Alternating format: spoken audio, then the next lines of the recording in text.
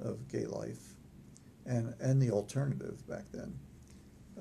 And it has always, it's remained, since I've been involved, it's remained an important issue regularly.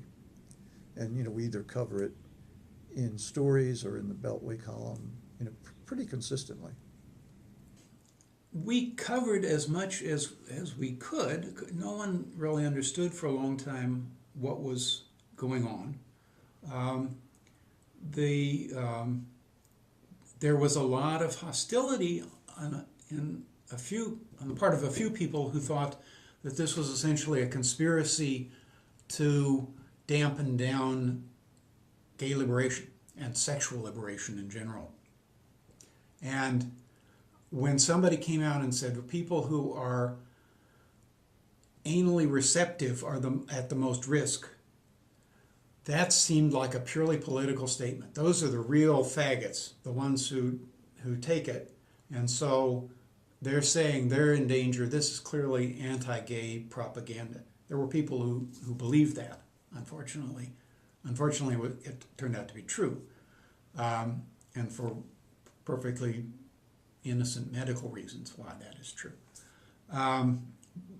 But there was a brief period in which everybody was very ambivalent. It was scary. The Tim Tasker, who had been president in 1980, who in fact appointed me, was one of the first people to die of AIDS. And in those days, it was a very rapidly moving disease. Not only did they have no treatments, but I think the disease itself was more virulent than it has subsequently become. He got sick, and a month later he was dead. And nobody, people didn't know what was going on or why. It was a very scary time. Over the next few years, really after I left the paper, it became a divisive issue because the AIDS activists tended to assume that this was the only priority of the gay community, and everything we did should be mobilizing one way or another to deal with AIDS. And anybody who was saying, well, we still want to go to church, or we want to have arts and entertainment, and we want to do this, some people would say, that's not facing the realities of the situation. So that is part of the origin of the alternative, because they felt that the paper was not giving sufficient attention to the thing. I remember there was an organization called HERO that was started as an AIDS support group alongside the clinic, which of course also dealt with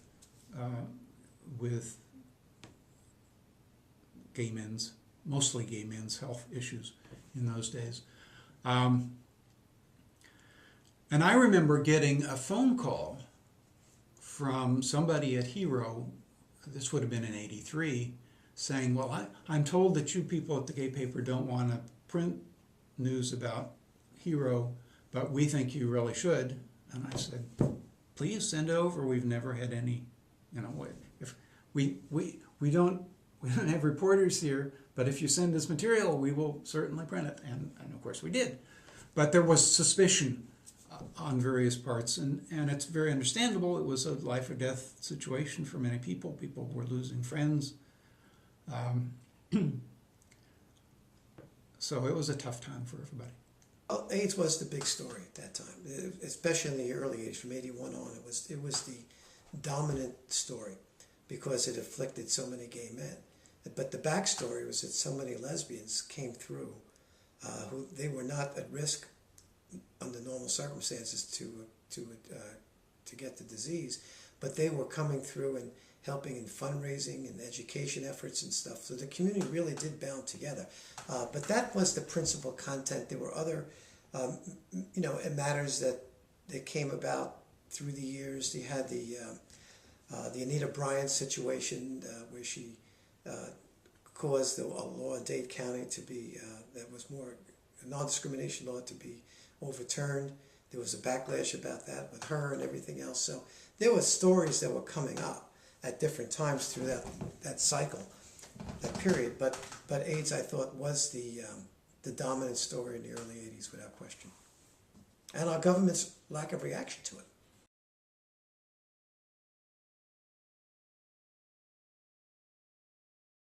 I guess you can only measure that by how many people pick the paper up.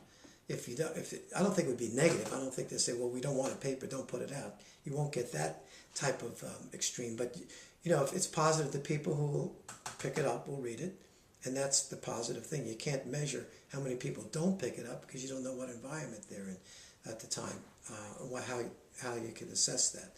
So I would have to say that overall it's positive, but I do say that the print media, as in general, not just in the LGBT world, is in decline. I don't think there's anyone who could argue that point. You can see how many daily newspapers we've lost around the country in big cities.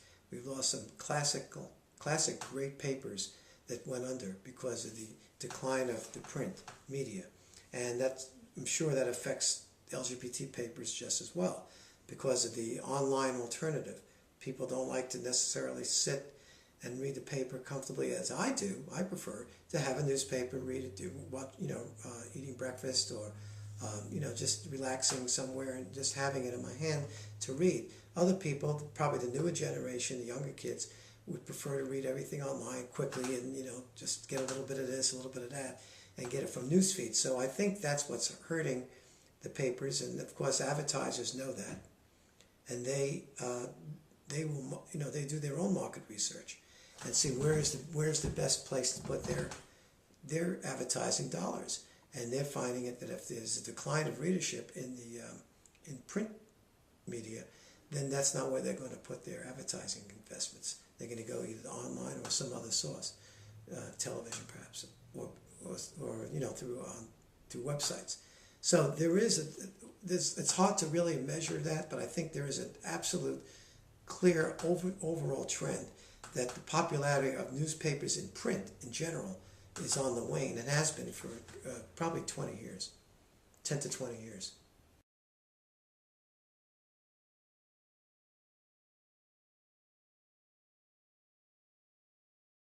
Back in the initial time, there was the gay paper, which under my advice and suggestion, we named it Baltimore Gay Paper to have more of a regional connection. We had at the time, the Washington Blade was still in the area, so they were sort of a competitor. And then later on, there was a paper called The Alternative that was published because of issues with the GLCCB at the time. And they became their own paper and operated for a few years. I will say that they should be commended for their work, and I want to say this publicly, that they should be commended for their work on the AIDS crisis. They covered it like no other paper anywhere did.